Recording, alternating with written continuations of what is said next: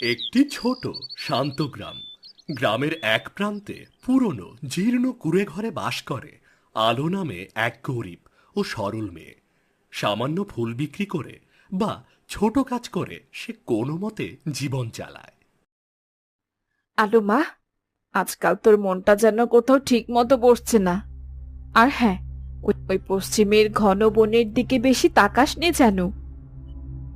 না মা, আমি শুধু ভাবছিলাম আজকের মেলায় যদি আরো ভালো ফুল জোগাড় করতে পারতাম তাহলে দুটো পয়সা বেশি রোজগার হতো।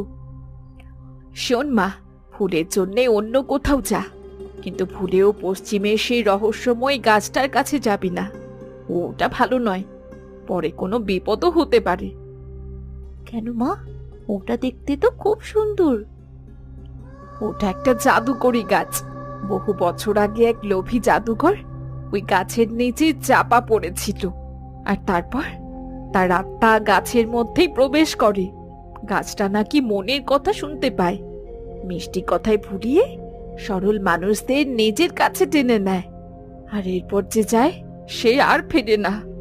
মনে রাখিস মা, নিষ্পাপ কুমারীদের প্রতি তার সবচেয়ে বেশি নজর। আচ্ছা মা, আমি যাব না, তুমি কোনো চিন্তা করো না মা।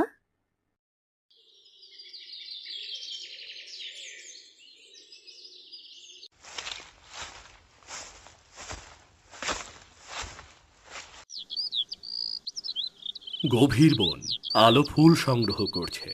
ফুলগুলো সংগ্রহ করতে করতে সে বনের আরো গভীরে চলে গেল। আহ, কি মিষ্টি গন্ধ! এমন ফুল তো আগে কখনো দেখিনি। এসো নিষ্পাপ কুমারী, কাছে এসো। ভয় পেও না, কাছে এসো। এ কি? কে কথা বলছে? আমি এই বনের বন্ধু, এই গাছের আত্মা। তোমার মতো সুন্দর আর সরল মেয়ে আমি জীবনে দেখিনি। এই নাও তোমার জন্য উপহার। বাহ, এ তো সত্যি জাদু! ধন্যবাদ গাছ বন্ধু। আমি এবার যাই, আমার দেরি হয়ে যাচ্ছে। বিদায় গাছ বন্ধু, আমি আগামীকাল আবার আসবো।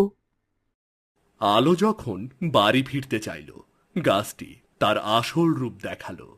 জাদুকরি লতাগুলো আলোর হাত পা শক্ত করে বেঁধে ফেলল।